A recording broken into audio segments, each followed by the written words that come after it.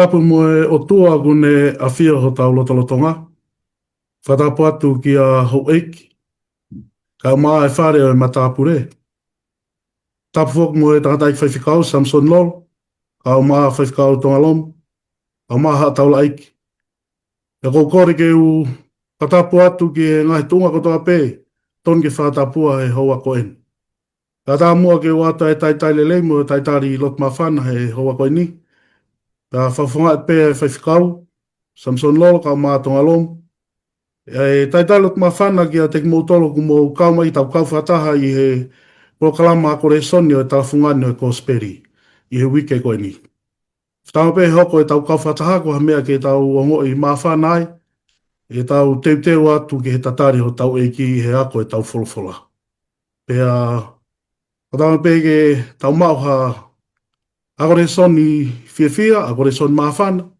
Pea ke tau veke veke ke tau ako ai e tau wholofola. I he whanau whapiriki mu tau whai me taimi ki tāniti. Ka ki mua peke tau hoko atu ki he tau resoni, kou whawhei pehene a whaiwhikau Tongalom, ke ne kātaki o kamata ki pe tataka ki tau tolu halotu, pe tau tau hoko atu, malo. Tau lotu, e o tua mawhibafi o mau whamalo ki a te koe. Whainga maria o e mo ui, mo mau ke mau toe ui ai ke awhiona. Tua o mau kore ke kai o ke whaitapu kina. Kau mua i he whaifkau pa mai ere tātaki pa mo e poupou te mau whai i he ahoni eiki. Hoko pēka whamono ia ke te mau tolu. Whamore more mau tolu no, tataki pēka tupe mau mui mui. Wa whaala ko Sisu Christ ka mau whamo ui. Amen. Amen. Mahalo. Kata hiki mai rewa ke re soni koe wikeni, ai koe tawa main ke he re soni hongo fulu. Pea koe ulu e tau re soni ke wikeni, koe fuakawa mohono whotu utu. Koe fuakawa mohono whotu utu. Tau vesi laulo tau ha he tohi koe a exotosi wahe ua whaapa mo e vesi ono tolu. Pea te ulau atu ia. Pena e hau a Mosese ne tala ki he kakai, ai ngahi wholofola ko tawa pē a Sihova, mo e ngahi whono ko tawa pē. Pea tari rea taha pē, ai kakai ko tawa pē o nau pehe. Ko e ngahi rea ko tawa pē ko wholofola ake Sihova, te mau whai. I re sone e wikeni te tau wako ai, pe te tau wakai ai ki he whotu utua rea paukoia o tuapa mo e whanau a Isleri. Mo ne whakaha, ai ne palani, pe koe ne whotu utua, e palani o whamo ui, pe koe palani o huhui. Pe kai ngatai, o tau lama ke tau sio re sone e wikeni, ke hori viri take ai o tua, ke tau whiohi vāwhi pia moia. Pe toi whakaloloto e tau whiohi pia moia. Pa koe taimi koe te tau nofo taha i pe tau toka ngā ke he otua. E hangarewa he otua, o i kai ke tau whawhalala i o tau kita, e hangarewa he otua, o whakaivia rewa ki tau tolu, ke tau mui mui tango fua, ki he ne whekau, pe koe ne whono. Uha i a whakahawa he ta whaape mo e vesi o no taha ua. Ko ene ai whaakātake ai kakai maunoni. Aki nau tolu, o ku nau whai ki ene ngai whekau. Mo tui kia Sisu. Uhanga e resone e wikeni o pore i ki tau tolu, ki tau mo ui talango fua, ki hene whekau. Pea te whito e tau whalala he otua, ha otua, o ki kai ko ha otua whaitu utu unipe, ka tau ilo whakapapau. Ai otua o ku tau whalala ki ai, ko atua o ku ne malawa ke ne toi whakaivia ki tau tolu, ki tau mo ui i kuna. E o whaifkau, o whatanga pe kawe lau maria mo ki moa ke mo hoko atu e tau resoni e wikeni i hono whakaiki ki mai tau resoni whikau aki pe mo e fuakawa mo hono whotutu. Te tau hiki rewa ki he resoni koia e Ahosantei. Tau resoni Ahosantei o ku whakawe inga ia koe tohi mo e toto. Koe tohi mo e toto. Te wato e whainga maria ki a te koe e whaifkau Tongalom. Ke ki tānoa mange ki he mahu inga e lau ai wholofola e o tua, pe mo liringi o e toto, i he COVID-19 te o tua pe mohono kakai. I whatanoa mai ki ai whaifkau, malo. Malo au ita e le tā. Tau nofo pe o whakaukau ki ha taha ku teu ke ne whaiha whamooni ha kontureki na oangi ki ai.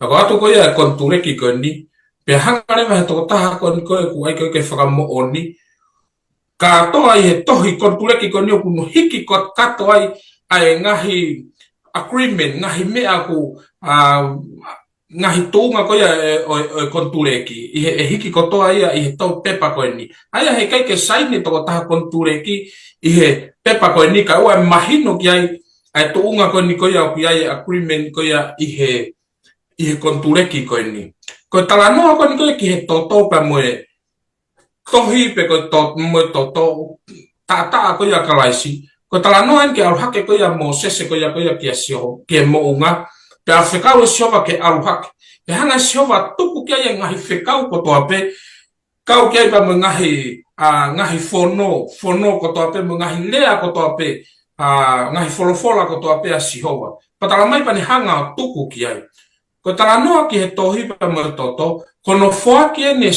Sihova ai tohi ko hange ko kontuleki ia pe ko toto pe ko ta ko ia na tu ko ia ko ki kalaisi ta ko ia feilau ko signature ia pe ko whakamoonia kontuleki aia ko tohi ko toa ka toa ai tohi pa mo folofola ko na eiki talamai ko finangalo ia eiki pe ke nau fai pe ke nau mui ke finangalo eiki pauleva ke silai Aya leva ko COVID-19 ni te na nau fai o kai ko foi tohi pe kana nau fe lotoi ki ai talamai na nau lea ko toa pe na lea ko toa pe ko ngahi lea ko toa pe ku folofola e sio va vestolo e so tos vai wa fa te mau fai ki ai aya ko konga ko ne resoni e ta ku ni hanga fa manatu me ka te tau tolu ko lau ko ia folofola ko finangalo ia asiova ko feilau ko ia toto kono sila ia ko COVID-19 te ko ia aya loa ngo me ko ni o fia ma loa pe kinawa ai God's will pe ko finangalo ai o tua pe ko tau malo himo I ko ke tau mui ki he finangalo ai o tua I he ta pe ko signature aya ko ia na sila ia ki ai COVID-19 te ko ia Pea kutuhu kotoa peheni kia kalaisi. Talamai he kai ke tau malawa o mui ki he ta te tau mau ai malohi ko ia. Te tau mui ki he folofola te tau mau ai malohi ko ia o ta ko ia kalaisi. Talamai hen without the word kapau he kai ai folofola he kai ke tau ilo tau tolo finangalo o tua. Kapau he kai e toto he kai ke tau ilo ke tau mau e tau tolo ai malohi. Kapau e kai e tata ke tau mau e tau tolo e malohi ke tau mui ke lau ko ia e folofola. Malo ko ia pe ele tae konga ko ia lave to ai. Malo whekau. O tui ko tohi kono ke tānoa ki ai tau lave ki ai ko tare nei whanau ko ia Isleri kia Sihova. I he wahe wawha vestolu. Ko e mea kotoa pē ko ke whekau ke mauwhai te mauwhai ia. E whekau sonoro. Ko tātu o whiha nei eni e tau whakapapau ta tau pē. Mo e kei tō pē. Mo e tau kei tō pē. Ko hea nei a whaunga ke tau mo ui I kunai. I toko ni mai whewhkau, maho. Malo apito Toko tui konga na ke lawe mai ai ui ngā ko he ke tau lawa e tau tōru ia. Ka pai mea lahi whuki au hoko. Ai unga ko e tau rea ko tau mutu, ka ui kai ke aha tau loto. Ko e mea ta tau pina hau ki whanau Isleri. Nā nau lea aki pe toi pe motu, mea ko toa pe whika isi hoa te mau whai. Tau tau ilo tau tōru ia, whila pe nau tōru ia taimanu ko toa pe. Pea ta tau pe pa mo ki tau tōru. Ta tau pe mo tau tolu whainga e tangata o tau pehepe. O mua e tau rea, koe ke mahu inga maari e mo tau toko tau loto ma maabe. O whio mai tali tohi ko aloma wahe whitu be se uatake wani. Koe hae whonga ke tau mo ui kunai. Aia koe kunai au tahape. Ka koe whongai, uraki. Koe palo palea mai ne whainga e tangata, koe kai ke tau ilo ho tau tuunga. Koe kai ke ilo I ea wau. Koe vesi ua whaako tala roto ni koe apostolo. O ia ue koe tangata mala ia, ko haite ne whakamu ui au me sino mateni. Koe mea uluaki, ke tau laki hanga o ilo, ke ilo I au au. Koe tuunga to tonu eni o au, koe tau self effort eni. Koe mea koe tau whingai, koe tonu no, ko haite ne whakamu ui au, pia me he fuu. ko tangata malaia ko hai tene whakamoia me sino mate pia ko ilo i ko ia ko vesi wani ma be ko tari ko eni e solowa ko ni ko ke tau mo i kuna o ko whakawhetai ki he otua ia si isu kalas he ka pai ke ilo wa mo tunga ko iai he ke ilo si isu he ko ia o kune ngāwe ko ni ko ke ome malohi o tau veke tau tolu ke tau whai io ka koe foi mawhai pa koe malohi koe power we let the power o ko aia koe tari penia si su kalas ne keresi lau marie ne ma oni ia aia tene hanga omia whakateunga ki tau to pehe pene kau nanga hei laka kalaisi whawhitu koe tau ngahi tuku pā a tau tore mo ngami ako tau whakapapa we whai o ku tatau ia koe ngahi maya one o ne toi pehe fok heke tau lato tolo li liho tau loto ka e lama ke tau whiri ke tau hia pia ko ia le maia e ngā aue ia teki tau tolu o whakatatau ia tau mene tu utunia ana ia ke tau hanga o vete ange fui palopalema koe ni e huk tau lea leo lahi tau tau lea i apsias tau tono no tau lea he monite aia koe palopalema o tau whiwhauhi tau tolu pia moi pehe apostolo koe taimua koe ke whairere ai o ke ulava ia ea o whae mea whae taha ko tau palopalema o koe lack of desire but lack of power ke ha malohi ka koen ko hai tene whakamu uia taha pe ko kalaisi ko i kunai o kui kai ko te whenga malohi ka ko te tukulolo ka kato kia te ia nai eke whihui ko ni kia Martin Luther pena e anga whewhe ne hanga koe i kuna e te wolo pe koe ne tari nei pe well ko taim ko hawai ko e te wolo tuki mai ko he matapā hokuloto knocking at the door of my heart pe ne eke mai who lives here ko hai o kunofo he ni ko Lord Jesus goes to the door and says aluleva si su ke matapā Martin Luther used to live here ko Martin Luther na e whaamnofo he ni but he has moved out ko ne huia ki tua now I live here ai ko tau hanga whakaata ko e whonga pine e taha ke tau i kunai tari koe na Martin Luther ko tai mu tukutuku e mai koe te wolo ko si isu ene alo o tari tai mu whiu ngai ki ai tang Martin Luther na i heni ka ko si hui ki tua ko awe ni ko kalaisi ni o heni ko tai mu whakafono e kalaisi e tau moui o koe ke te hawhitu i ai ke te hua e te wolo ai ale ko tai mu o kune whakaata i ki tau tolu ka ki te hamia ke tono no mahalo ko e ka ko tau na tula na hala pe fokia ka ka me fe ngata ke otua ko fa ma fe ya me ko to pe ya kalaisi su o kuni hanga fa malo hi malo bito ele ta ma ko ya no malo bito fa tu mahino bito no fa matalai e fa kau ya ta ku ia kalaisi su pe ai mo i kuna malo te tau hiki malewa ke resoni ko e harmonite ulu e resoni harmonite ko mamata ki he otua mamata ki he otua e whakautonga lom kataka ki tano mange ki he ausia e whanawa isleri ai mamata ki a Sihova pia mo e nau kai mo e nau whiohi e ao o Sihova malo whakau malo e hokatu ko e vesi hiva ke vesta havalu toi pa exotos wa hewa fa hoko atu peheni talamai na hake kone kakai kone pana talamai he vesi tahana pehe pana na mamata ki he otua foki pana kai moinu pana folfola Sihova ki a Mosese au hake ko ki te au i he mounga pana nofo ai pe te utuku ki te koe ai makalafalaf e ua pa moe fono mo ngai whekau ko tohi ko uike ke ako aki ia talamai ka au hake kone kakai sineri pa talamai na nau hao kai pa moinu i he ao o Sihova. Aia koe whakaukau ko ni kou ni hanga o talamai i a usia ko ni a whanau o Isileli o hange pe hanau kai pe i api. Ko nau kātoanga kai pe ko kai mo inu ko ni o talamai nau feel safe he ko nau kai mo inu i he ao o Sihova. Aia koe o tuhure vai ia ke whakawafo ou ne hanga i o lawe i mai e sakala me ni tiba mo ngahi kai. Aia ko ngahi to unga mo ui tau hau o tau ngo yo tau safe pe tau ngo o tau malu tau o koe ke tau o koe ke tau fia ai na e uhinga kon koe whakaukau ni o koe ke nau o koe ke mana vahe e na wo mai koe ke akalaisi ka kuna ui o ngo o kuna malu i he nau hau o kaipa mo inu ya kalaisi i he te pire ko hanga he otua o whakaata ke nau kaipa mo inu o i kai ke pega te pire ka koe a o koe Sihova ai ko tu koe ke whakawa fōu pia moe ngahi whelaulau koe kalaisi pia moe sakarameniti o koe tahaine ngahi o wau o ko tuhu ki ai o ko ikai ke tau hau ki ai o ko tau hau i he mana wahe ka ko tau hau i he ngoi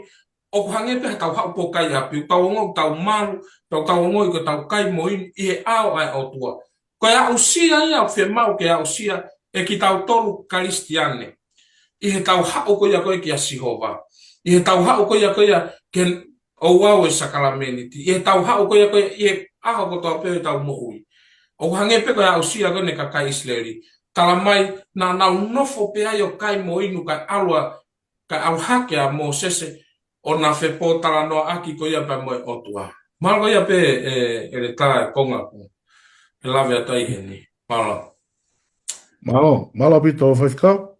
Pia kai e tau toi whaoloa te tau hoka tai peke tau wheu i hoko. Ai ange ki he whaifkau Samson Lolo. Ki tanoa mange e whaifkau, ki he kakai na nau mamata ki a Sihova, pia whiohi moia, kana nau wiku pe o mate i he nau wangahala. Pia moe re soni o ku tau ako me ai. Malo pito le ta. Kultui koe monu i ai ni ia. Hakakai na nau mamata ke Sihova na nau mamata ke nau Sihova. Ala ke fukoi na mo se pia ala ke koe fohane taula iklahi, ulat taula iklahi. Na tap mo apiho. Nai me kau tangatai a matu ai tangatai toko fitunga fulu. Koe monu i ai. Ka pai o mai ka te ki tau tolu koe ahoni. Koe fe rewa koe uingaha koe menina hoko ki Islerina nau mamata ke Sihova pia feohi pia moia. Kana e fi toko kuni na iku peo mate. Po tui koe monu i ai e mau e hata. Ka tau tolu e ahoni o fe tau mamata ke Sihova. Iyo he tau ako ene folfola, he tau mo ui lotu, tau lava pe ke tau e mo ui whakatapui, ako ki he natula, ngahi mfonga ke he ke. Te tau lava o mamata i ki he otua he wawhitu utaki pea mo ia, lotu pea mo au kai, pau kai ke, ako ene folfola mo e hafu. Ka koe monu ia angai, ka koe talamai foke o whehe ui foke ia, neo ngoeni, kana nau iku mate he na wangahala. Pea koe harewa hare soni, te tau ako pia mea, hangi koe mea koe nai hoko ke he ongo foha koe ni, koe taula eiki, nā tapa mo apiho. Koe foha ia o taula eiki lahi. Nā nau mamata, ke nau o Sihova. Neongo, ai whainga maari mo tāpu aki koe ni. Kana na hanga na o mai e afi ke a koe no Sihova. Aia o ku whee mao pepa mo e talango fua ia. Nā tu o ofi, ke whee laula anga, ka koe mea ni hanga wha mawhai ai mamma o koe loto me mea koe talango fua. O kui kai koe pehe koe te ngāwe koe no whai e ngāwe ai o tua, pea ku te whahu ki tai ai. I kai, u te toi ngāwe peo whakatatau ke tūtu uni. Aia koe whainga maari e koe privilege, nana mau kai i kai pea ki ahali liu ia, transformation. He koe ngahi mea topu tapu koe ni, o koe ke pehe ia, ke tatau pa mo liliu. O koe kai tatau e whainga maari e, mo topu, mo e whetu topu tapu koe ni, mo e ului. Koe malakanga nana mau e lakanga koe ni, kana i kai peke na te tukulolo nawa ke otua. Oku wai lave pene a kauna ngā ki ai, au ne pehe. E lama peke mau he tangata e poto, malama peke a ko e mo oni ke ni ke he. Kako i kai koe ke whaka ma oni e na e mo ui, e iku more, te nau iku more peke nau tōria. Kau taura eiki, ko tuunga na nau mau. Ofi ke he ngahi mea maa oni, ofi ke he otua, kana nau more pe. Aia nena nau mau e lakanga koe ni, taura eiki, kana i kai ke nau ia kalais. O malama peke tau to'o e ngahi ipu, potu top tapu, whaiva me ngahi ngāwe koe ni, kai kei tuku loto i pe e anga halaia, i he loto e nei. Whaibe ngāwe, kai taimta tau pe o kei tuku loto i pe e anga halaia. o ne o mai talango fua. Ko ne o mai koe ka te tau tolu koe ni koe whakatokanga ka te tau tolu koe ni siasi awhit te wat ki hale ngā ua mai asisu. Hange ku tau hange ko nā tapu mo api. Koe kakai ki tau tolu ia, we are privileged people. Kakai munu ia. Kakai o tau mau mo ni koe sāpate. Tau mau pa mo kikite, lau mari e kikite. Tau mau pa mo ngahi tohi koe ni ai lau mari e kikite. Pe aku ui ki tau tolu koe kakai mawai. Pe mo tau misiona oku mawai. Ka koe whai ngā mari e koe ni. Ka ikai peke haliriu koe privilege without transformation. Oku whakatu tāmaki au pitoia. Hange koe ni nai mau koe nei nā apihu pa monata. Koe tau mau koe ai mama. Ka ikai ke tau ewa i he mama. Pehe fuke si suka mama e pea moau. He ke tau lava tau tolo whai ha mea ta. O kai whiunga ke tau kawe pe tui ki he mooni. He kai whakahawhi ki tau tori he mooni kotoa pe u tau kawe. Pe u tau tui kai. Kai oua ko whakamaa oni ki tau toro. Pe whakamaa ki tau toro. E otua. I he mooni ko tau mui kai. Ai rewa koe whakatokanga ka te tau toro koe no ahawhitu. O tau ahawhitu i he hingoa. Ka au tonu ke ahawhitu i he lotoba me lau maari. Koe mooni koe tau mau hufanga whakatapu i ho tau ata mai po tau foi ulu. Ko pau pe ke mooni mai ia. Ke whakaho ata mai a mooni. I he tau moui pa me tau loto. O kai ke tau moui i he whainga maari e. Uhi ngā koe kakai o tau monu ia. We are not saved by our privilege. Ka au tau moui ki tau toru ia. I ho tau wā personal. Pea moe otua. O kai koe whehu ia pe ko ilo a sisu. Koe whehu i o ku ilo ina iau e sisu. Mahalo pe koe ki whakaukau ia o mahe a koe ni. Tas mahalo pe. Mahalo. Mahalo pito whaitau. Ko tui mahina pito ho mō tāri mai tau re soni aho moni te. Pea te tau hiki atu rewa ke tau re soni ko ia he tūsi te. Ai koe kawe inga pako ilu e tau re soni ke he tūsi te. Mawhai pe mālohi ke talangofua. Mawhai pe mālohi ke talangofua. Whawhikau tonga lomu, ka tāku mo ki oku malawa whewhe ke te mo ui talangofua. Oku malawa whewhe ke te mo ui talangofua. Malo. O lawa te ai ki vesi koe ni. Toinga ia iskeri wahe tolo no wa mono vesi ua no ke he ua walu. Koe taha ni ai mea te malawa i ke talangofua. Koe tolo no vesi ua no te fuaki foki haloto fo ou ke te ki bau tolu. Pa teu ai ke te ki bau tolu halau maari e fo ou. Teu to'o o ave ai loto maka me ho mou kakano. Pea teu fuaki ke te ki bau tolu ai loto kakano. Ia. Pea teu tuku ki loto ia te ki bau tolu a hoku lau maari e. Pa teu whaka loto ia ki mou tolu ka a ewa i he ku ngahi whekau. Pa te mou tauhi aia o kou tuu ni pea whai ki ai vesi wa walu. Pea te mou nofo i he whanua na aku fuaki ki o mou ngahi tamai. Pea te mou iai ko hoku kakai. Pea teu iai ko ho mou otua. Hanga he vesi koe ni o whamanatu mai ai loto fo ou. Pea mo lau maari e fo ou. O kune hanga o ai ki he toko taha karistiane. Kene malawa i o hoko o mo ui talangofua. Aia koe mo ui talangofua i he lawe kone tohi kia eskeri vai wan. Tolu no vesi wano. Ke ua walu. Ka pau te tau whakatoka ngā i heni. Tau repeat i heni. Aseno, asi keke, asi tuo hongofulu, ai teu. Teu fuaki, pa teu ia te ki mou tolu, pa teu to, pa teu fuaki, pa teu tuku, pa teu whakalotoi, pia oku au tūtu uni, pia te mou nofo i he whanua na aku o fuaki ia te ki mou tolu, ko hoku kakai, pa teu ia, pia teu ia iau ko mou otua. Aia ka whakaukau koe ni koe, konga koe ni reso ni, taha pe whaunga te lawai o malawai ke te mo ui talangofua. Ko te whakaata a kalaisi, he talamai, he ke lawa e au ia te au, kau talamai he ni teu fuaki, ai ko kalaisi. Talamai he ni teu fuaki, haloto fo ou. Teu, ai ko toa koe ni o kuwhea ko toa pe ia ki he otua. Ai ko ki tau tolu karistiane, o ne whakamanatu mai heni ki a te tautoro, koe mo ui talangofua, o malawa peia i he e tau whakaata ke hanga e kalaisi o ai haloto fo o mo halau marie na si lave mai ki hene whaiwhekau mo halau marie o ku fo o ke nofo ia te ki tautoro. Ai a rewa paku hoko rewa mo i talangofua ia o kai ko hafu ka venga ia ke te mo ui talangofua. Hoko peia koe foi tō onga mo ui. Ai au koe ke hoko ia ko hafoi ka venga ke te mamafa ia, ke te mafa sia, ke te talangofua mo whai e whinangare o tua. Ka kuhange ko ha mea ia, o ku vivili kia e te roto. Hana no uhinga.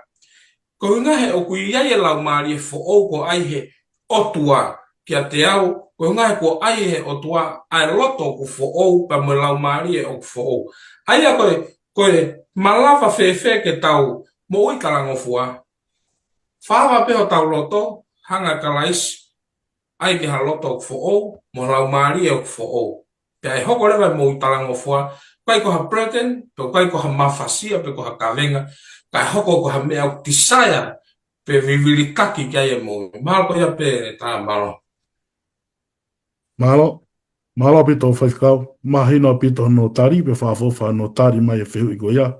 Pe te u hoka te whiu hoko ki a whaikau son lol. Ko hea nei uhinga ku tau mau ai e mālohi ke tau talangofua. Ka tau ke i tōpe i he angahala. Malo pito ele tā, wena nā lau me kia e whaiwhikau. Ka me whiu koe ki he aho tūsite. O whetō mai te auia e tohi koe na iskeri pa mai vesi wa whitu ke whaia ke tāri koe ni. Pe te utuku ki loto ia te ki moutolu a hoku lau maari pe te whakaloto i a ki moutolu ke a ewa i he ku ngahi whekau. Pe te moutauhi aia o kou tu uni pe a whaigai. Ta oku malawa. Tala noa whoki a apostolo i e tohi koe a loma whoki. Wahi whitu ia. Ui ngā koe anga hala. Ko sino anga hala koe nuk tau mau. Oku sin remains but not dominant. Uhi ngaha koe e toki whakafo o e fusiwa no kovia koe ni te tau whea pia toria pia moia o rewa ke toki haere masi super toki hangarewa o liliu ki tau tō. A sino o anga hala koe ni. Aia e lolotonga ni le waia pe whoki apostolo whawhai a lau maari e kai kupai vai a kakana. Pea koe tau ia koe ni te na pehe pek na waia. Koe uhi ngā ben koe tau koe natula anga hala koe ne tangata. Ai koe whemea koe whema koe ke mahino koe ka te tau tolo. Ka koe ni koe ne tala ofa te ne tuku ia te koe. Ai anema koe taimkou tau tāri ai, taimkou tau liliwai, o koe kai ke ne hangea to o tau whepaki. That's not to remove the petal. Kai ke to ai e tau whewa ohi a tau koe ni. Ka koe ne hanga ea o ave ki tau tolo, po ne hanga o ave ki tau tolo, ki he toko taha i kuna. Ai koe kune i kuna i koe koe whewa ohi o koe tau whenga ngai pia moe. E kai ke ngā tai, ko uhi ngā whaka o tau hanga tatolo whakasi i tua i pe tau whaka ngā loi. Ai mā lohi kone o tua uni hanga toko naki mai. Ai kone tamai, te utuku hoku lau maari e. Ia te ki mōtoro. Pea kua te whakaloto i moto ke mu a ewa ki hunga whekau ke mu lava o whakahoko e ni. Pe e si isu, kua koe vaine, koe ngahi waa ki mōtoro. Ma vai moa ke mu wha lava hame. Ai anewa koe taimi kua tau tō ai, o kui kai uhinga ia o kui ke o tau reke pāua, ke tau mao e pāua. Ka o uhinga ia o tau motu ki tau tōruia me he pāua, me he mālohi. O motu, o ke tau whakapipi koe ngahi waa, ko motu. Tau whaalotu he pongpongi, na tau mohe na tau hangeha waa ko motu me no te whito. Pea te whakahoko. Aia koe palo pare mai, o kai ke tau koneki tau tōruia ke he mālohi. Sai, i kai ke ngatai, pia koe uhinga pe foki tau ilo pa me na tula koe nko setane. Ma tu ko setane utara noa kai pita ia ku hangeha fulai o ne ngungulu o ku alu ia, ta e ofipe, kumi hataha ke ne whaapu. Pe mea pango ia. Mahalo koe ke te aluhola setane, ko tau tolo ni o ku aluhola, ko tau tolo ni o ku fola setane. Uhinga he ku ilo he te volo ho tau vai anga. Pia ku haure vai ia, o ne hau ia whakatau ere ki tau tolu, he mea koko tau vai ai. Ka koe men ke tau manatui, he kei ke lama he te volo ia ke ne hanga ea o ikui, pe te ne ikunai, ai malo hi ko kalaisi, ai koe kong ne stuku mai ki a te koe pia moa. I kai ke ngatai, ko hinga ko tupu ko ke talangofua, is a process. Ko sensitification po ke whakatapui po ke whamau ni. Ko foi process ia, taime ni huk tau tō, o kui kai ko hinga ia ke tala ofa o tua tō no. Kai taime ni, wai ngā pore o tau iai, ni whakahanga ia whakafu ai ki tau tō, o te aipe mai lawi kai ai pen koe a kaunanga, he laka koe ka kalaisi. O whea mawe ke tau tō, puno, ke tau tangi, i he lalo mai koe a kalaisi. Ko hinga pia koe tau ngahi tō no. Kau koe ko ha mea ia ke tau loto fo iai. Ai arewa o tau, heu tā noa whuke po tō o tangata, o tō tō whitu e maa noni. Koe tō koe a ngā ala, o ngā kovi, tō tahape. He koe ha, ui ngā haku tō ai pe ai, pe koe ke te lava, ke te tō, kone fui tō pena koe a tō ai pe ai. Ka ko tau tōlu koe ni, o tau tō, koe ko uhinga ia, o ikai ke iai e malohe o tua, ka koe uhinga ia, koe anga, koe kakano, o kuna kei whiwha uhi. Pea moe, ka me lau maari. Aia koe tau whamane o ni i whakatapui, koe prosesi o tau tupulaki ai.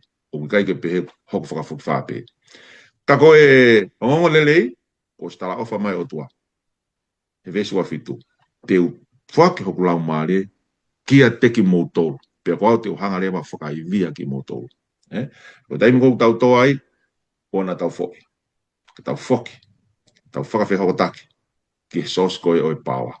Kene hanga fotu hake ki tau tō. Aia koe o tua koe kene hangea tu uni mai ki tau tōlu. I kai kene hanga o whakaivia ki tau tō. E taimi ku tau tō ai. Koe ko hinga ku tō no, ka ko hinga ko ngalo e te ki tau tōlu, e taimi ku tau tō ai, ko ngalo e ke tau piki hono nima. Tau tō pe, ka ko tau piki ko hono nima, uni hanga pio tō haki tau tō. Koe ikuna is always in Christ, never in ourselves. I kai apito ia te tau tō. Tau humu bega ke taimu tau piki a hono nima, te tau lama rewa. Mahalo koe ki whakaukau pia ko omi he. E a koe ni mahalo apito. Mahalo apito ngō whaifakau. Utui koe te ha mea e tai mahino no whamatala ima e le soni koe a tusite. Pea te tau hiki ai pe ki he le soni koe a pule lulu. Ai koe ulu e tau le soni ki a pule lulu. I he loto lotonga o hono kakai. I loto lotonga hono kakai. E whewhikau tonga lomu, kataki ki tano mange ki he ngahi mo oni, o tā wako me he whekau ke langa e whare whekitaki. I tano mai ki ai tonga, whamoha. Malo pito. Ai koe wholawhola ni koe a Sihova ki a Moses Ebra, tau mea ko tau pe hono whekau e Sihova. Ke ngaka pene asi ia te ki nau tolu pe a Sihova whai ono malu i ki nau tolu e nau whanonga mai koe i he toa wha. Pea tau whekau ange e Sihova. Ngāhui ki a te au, ke nau hanga langa ha whare whekitaki pe koe whare top tapu mo o ke 12 in them, ke nofo ia te ki nau tolu ke a whio i he loto lotonga ko ia e kakai isi lehi. Pea hanga lewa he o tua o ange whakahino hino ki he langa koe ne whare whekitaki. Kai ua ki upe mai, e vesi wau ne pe, ke lea ke whanaua isi lehi, ke nau omi ki a te au ai mea ofa. Pea ilonga ai tangata kotoa pe, o ku whaki loto le rei pe, te mou mau me iai e ku mea ofa. Aia ku ne hanga heni pea, hoko i whai mea vesi uruaki, vai wanima vesi uruaki, o au i whai ki he vesi hiva, hono hanga heni e o tua o whakahino hino e ngahi mea koia ke ngahi tūtu uni, ngahi mea ke ngahi whekau, ke langa ke koia ai whare whehiki taki. Aia koe whare whehiki taki, koe a whio anga ia o tua, koe hanga o tua ai ha wheitu, pe koe potu o top tapu, ke lavai ke ne whawhetau laki ai pa mohono kakai, ke ne whawhetau laki ai pa mo talanoa mo kakai. Ko tau tolu o tau ngahi api, o iai e ngahi wheitu, mea pe koe whare kai, o tau whetau laki ai o pola. Aia ko hanga o tua, o whemau, koe ne hanga pe o langa e fo i whare wheiki taki. Ke tau whakaukau pe koe whare wheiki taki. Ka koha whare, ke nau whetau laki anga. Aia koe koha fo i whare pe, i he piriki pe koe pe he koha whare pe, o ku i he te niti pe koe langa ke pe koe hae mea nei langa ki. Ka koha wheitu, o ku whina ngalo e ki, kene whetaura kei pa mohono kakai. Pea koe whare whehitaki koe ni, koe mooni e whare whehitaki koe ni, na ngā whakatatau pe ki he whekau asi ova. Aia koe whakatatau pe koe mea te tau lava ke tau sio atu mei heni, mahalo pe o tau ilo pe tau tolu e karistianea ngahi whare whehitaki koe ia kou tau sio ki ai I mamani. Ka koe whinangalo ai o tua, koe whare whehitaki pa mo e potu tapu, oku langa pe mo whakatatau pe ke whinangalo ai o tua. Koe haine whinangalo, ko ha wheitu ke whetaulaki ai e o tua pe a mohono kakai. Aia koe ko ha langa pe ha whare, ka koe whakaata ai space, moha atakai ke whetaulaki ai. Aia koe foi mooni ai whare whehitaki. O koe ko langa ha ke ha whare, ka koe whakaata ha space pe ko ha foi atakai, koe wheitu weni, e whai whetaulaki anga ki ai kakai pe mo siova. Pako wheitu uia e lava whai ki ai na ngahi o wau ko ia, na tuhu kotoa ko ia ki a kalaisi. Mahalo pe ku mahino pe ki konga ko ia e le tā. Mahalo pito. Malo tonga. Mahina pito anga no whamatala e ngai mooni. O e whawhekitaki koe na e langa I mamani. Pea me ai whawhikau sonolo. Koe ko tau whanau ke ngai mooni e whawhekitaki koe ia no mahuinga. Na e langa koe I mamani. Ka e whewhe rewa e mahuinga e tau manatui. E whawhekitaki o I he langi I whawhikau. Pea mo e here son te tau wako me ai. Malo pito pea moni foki koe whawhekitaki he mamani. O tui koe ako kehea ka koe kamata pe koe pa mi CNS to loke o mātua koe ko toa koe wholofola koe I misi po koe ataia o e whawhekitaki koe hohoi mai o tua pe whake sāme si o tua ko hala koe whawhekitaki ai a rewa I he mamani a koe ataia ko tau talanoa pe koe ni ki ata mahino rewa koe mea mooni koe ataia koe ki ko tau tolu koe tau tu he la a koe pe tau ki ata koe mea pe ka koe mea mooni pe ko tu yo tau tau fe mangi tau tolu ai mea mooni ka kone hanga o mai ai whenga mai koe o tua koe whawhetaki mamani ke awhio mohono kakai kone whenga mai koe ke ilo e palani whai whakamuui koe na o tua I he whawhetaki ai rewa koe ataia o mea mooni o tala noa whaketoha ngā wewa he fitu vesi whawhitu ke ni manoa pe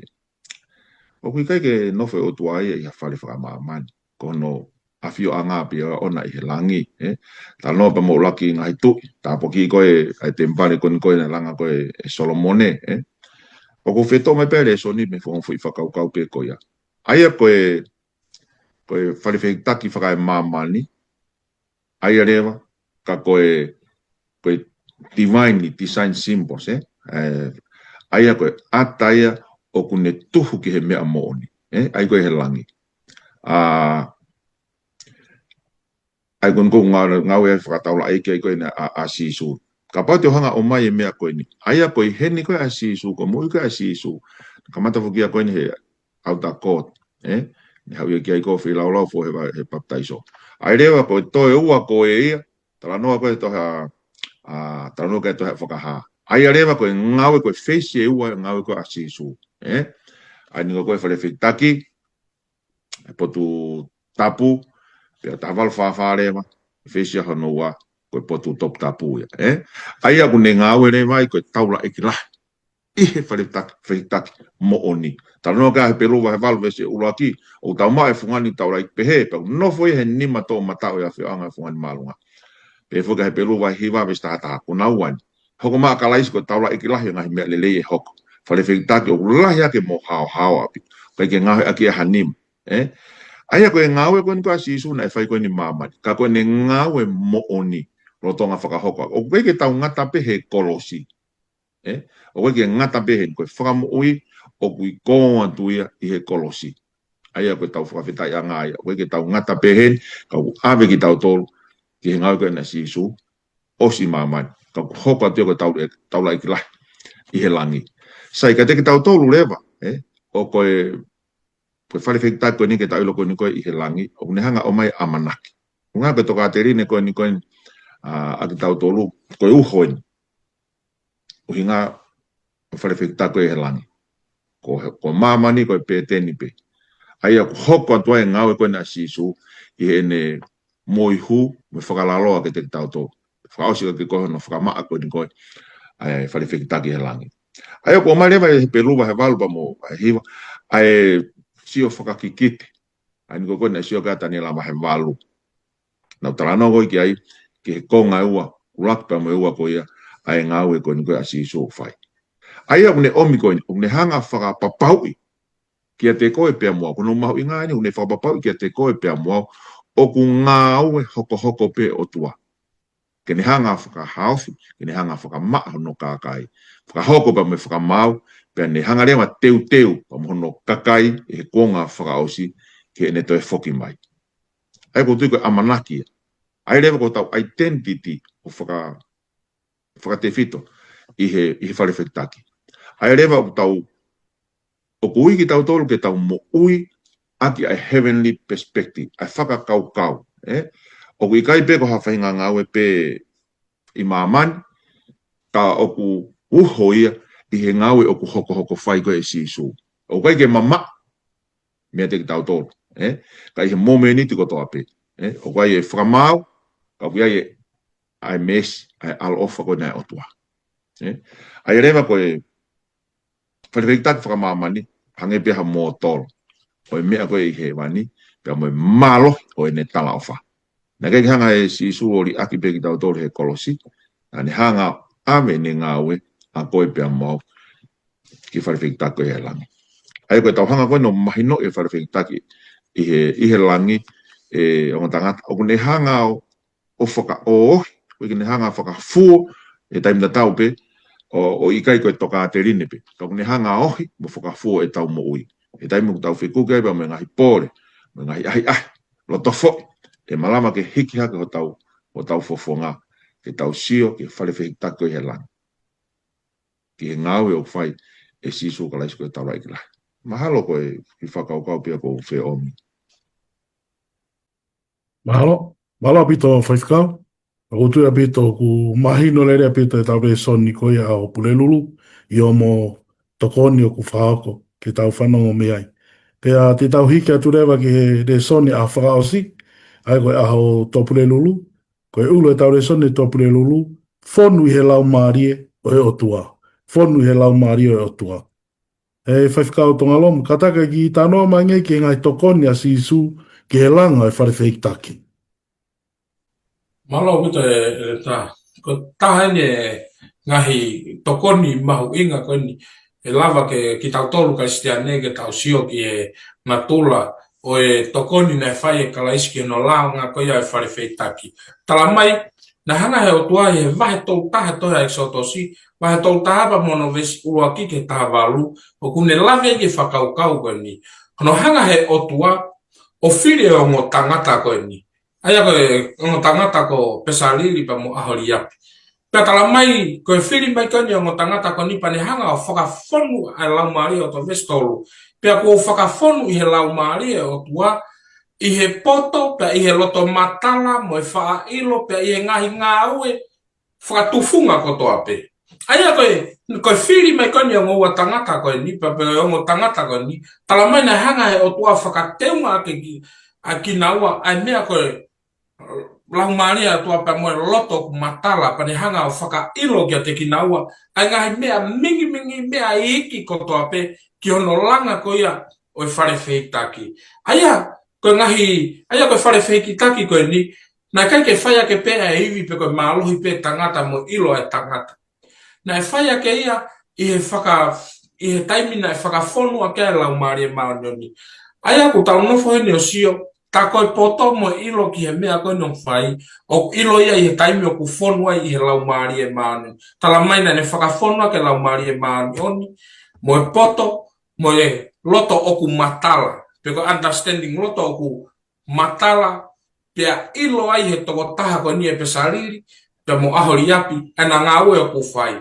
Pia tala mai heni, ko taha e ngahi tokoni ai o tua, ki he kakai ko ni ko ki he te kina utona na ulanga whalewheitaki, vestaha tolu ke vestaha walu, o o le hanga yo lave talangi te mo ngawe I he aho e ono te mo langa I he aho te au ko ya ke aho hono fitu ko mo oni te mo tauhi ko hoku ngahi sapat ko he koe whakailonga ia te au mo ki mo tolu I he ngahi to tangata ko to ape aia ko tahe ni ngahi tokoni ai otua ki he ngāue ba mo langa ko ne wharewhitaki na kai ke ngata pe I ne oangi ilo mo lau maari e maano mi mo poto ke ne ilo ki mea mingi mea ko to ape ke langa ke whare ko ni kana ne toi oangi ke te kinaua ke te kinau tolu ai taimi ke malolo mo taimi ke nau whakamanatu ai otua ko ia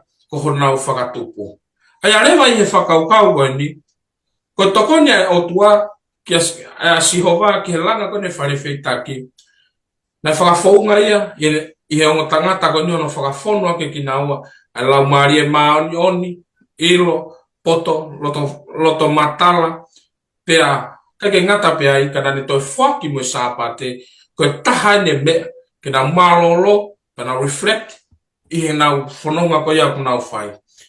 Aia ko konga ni o tokoni ko ia ai otua pe ko siova ki he langa ko e wharewhitaki. Malo ko ia pe le tā malo. Malo pito whaiwhikau tonga. E tahoka taipe ke tau wheu I whaosi. E oange ke a whaiwhikau son lolo. I ki tānoa mange ke no whoa o e alo ofa pia moe re soni u tau wako me ai. Malo pito le tai. Pia koe ki tau tari tatole e whihui ko ni whima ke tau ilo koe hae no fo alofa. Ko tau ilo ko toa pe fo ke whariwhikitaki o he maamani matapā nei mo eswhi lau lau. Ka herewe pa mo e pe soni pia koe alatia koe ki he potapu wai mo te pilema wai pa mo e insenisi herewe pa mo e tunga mama. Pia koe potu topu tapu nei tuota. Huki ai tau lahi e tau pa koe aha koe whakalelei. Yom Kippur porque te o faton me pero que puha fuakawa na I loto ai whekau he hongo fulu pe koe whono pe o lunga lewa koe o se lupi whamalu pe koe o lunga koe ia lea koe koula ia na ko huia koe ai koe fua alo o whai pe koe messy shit aia ku hau ia pa me koe no uhinga te whito ana herena koe huhu hau ia paka uhinga koe whakalelei hinga koe ufi tukawa o tu aton aia I o lunga ia puha fuakawa aia rewa kui lalo lewa kui loto lewa na whaawai ai puha koe ai whikau koe ne hongo furu pia ku hanga ulawi kia tu taha e tau huki ai koe le soni u tau wako pia me heni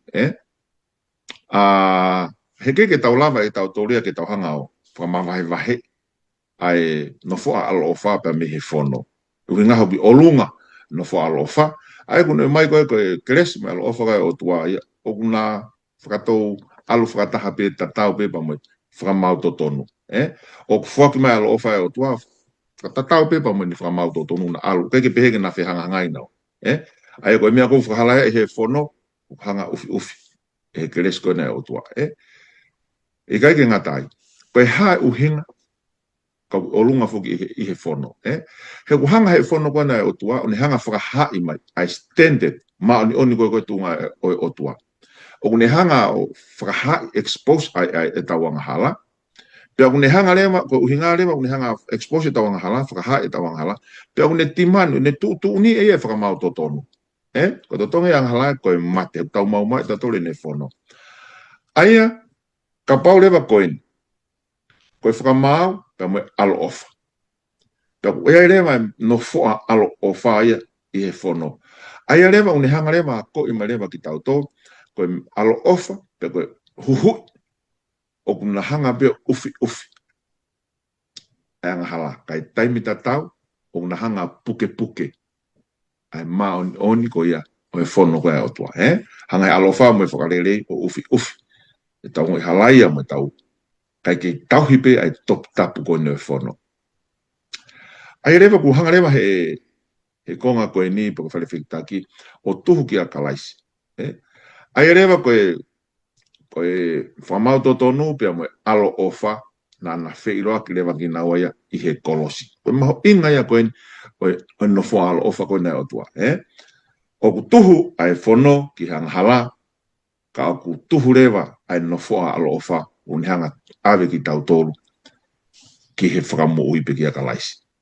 Ko tau tōno no he, ka uni hanga koe maho inga ia no whaalo ofa koe nei o tua. Hanga he whono tuhu ta awe tau tolu ki hanga hala. Ka hanga rewa no whaalo ofa uni hanga taki ki tau tolu ki a ka laisi. Peke ngatai ka koe amanaki kou tau mau. Koe uhinga koe mesi sit o lunga no whaalo ofa I he whono. O wele mai amanaki ke te tau tō. O kai koe tau tōno no koe au iai. Tau pehe koe ne osi hau tau whainga maari. Aia koe whono tatau, kune hanga whakahalaya I tau tōlu, o kune hanga lema ai ki tau tōlu, ki he keresi mo alo ofa kai o tua. Aia o ku mauai, ai whakamore more ke te tau tōlu. Pehe pen koe a kaunanga justice and mercy, stood apart. Ai whamau tō tōnu pa me alofa. Kai ki tau hanga ki tau tōlu e whamau pa he ki tau. Tau pehe pe koe ni ongo whita whaakta tau. God is just. Pa koe o tua o ku hanga tōnu. Aia rewa, koe ki hantaha e hao. Tau tōnu no ko toa pe. Ka kune hanga rewa he no wha alo ofa. Kune hanga rewa tamai rewa ai top tap. O e whono koe atua. Kei tahui pe tu unga maa oni hanga ne keresi. Nana wheiloa ke koe he kolosi. O kei ke hanga rewa, koe whakaukau e ni o tangata ulahan tālanga I aoni. O kei ke hanga he alo ofa e o tua, ken hanga e ia kaniseri pe tene hanga whakataunga e whono. O kune hanga e ia o ufi e toko tahanga hala, ake maa oni koe akalaisi. Mahu inga e koe ne nofo alofa. Pia koe le soni whaka ausi ko whio mai ka te tau tō. O kai whio mau ki ta hanta tolo whotu. Ai whono koe o tua ke na whihanga hanga ipa mo I keresi. Wai, he koe uhinga, he kuna whakataha ki nau he nofo alo ofa. O hanga rewa he, o kune hanga whakamanatu mai ka te tau tō le tuunga koe o tua. He keresi koe o tua koe tau ia kalaisi koe tau amanaki I pia utaha. Ke tau mauai e tuunga koe ni koe. Hau au whema koe ne o tua. Kaike, koe ki re soni bea kune mai ka te tau tō. Whakat manatu mai te tau tō, koe tau amanaki kuia kalaisi. Ko kalaisi, koe nofoa alo ofa mo onia. O kune hanga ufi tawang hala, pa mene maa oni, o kune ai tau tō. Ke tau, kaike te iloi koe anga hala ki tau tō, ka ko tau tāwai he awhio mai o tua. Awhio mai koe he awhio mai ka tas, pe ko tonga pe ko au, ka awhio mai ko ufi ki tau tō. E maa non koe a kalaisi. Whaosi, hanga he whono, whakamahino mga te tau tole mea tau whe mau. Ka hanga rewa he no whoa alo o wha, uni hanga whakaha I ki tau tolu, ho tau whakamoi. Koe tau amanaki ia, pia ko ia, une ome amanaki whakamunu ia.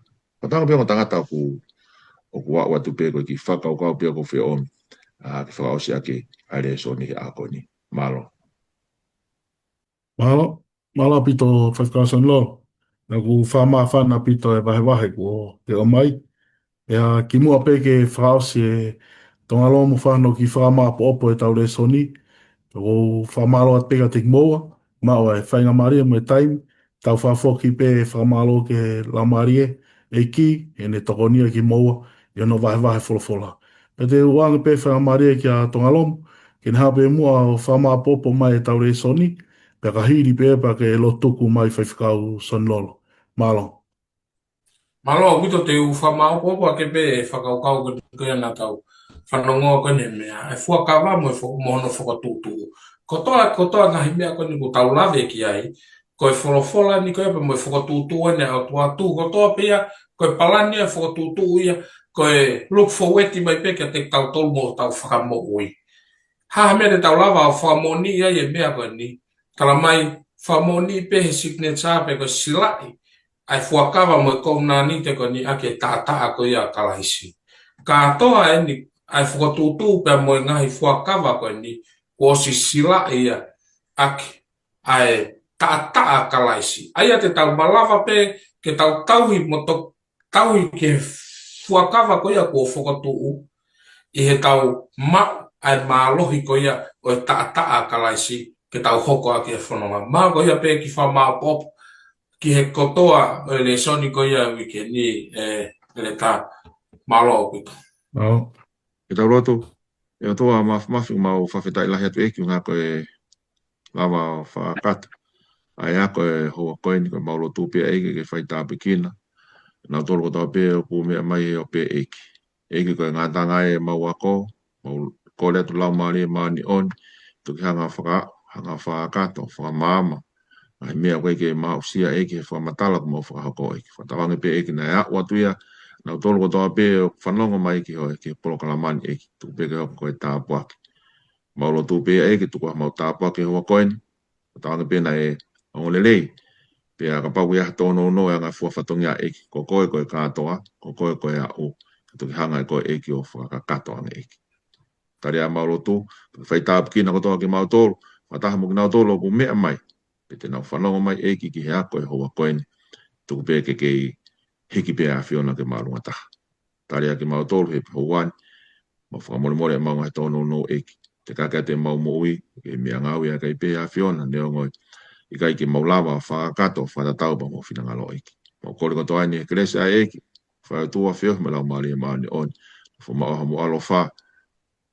I hoi ki whanongo pe mo ki mautoruni o nā hiki, kai whaipua tai ngata. Amen. Amen.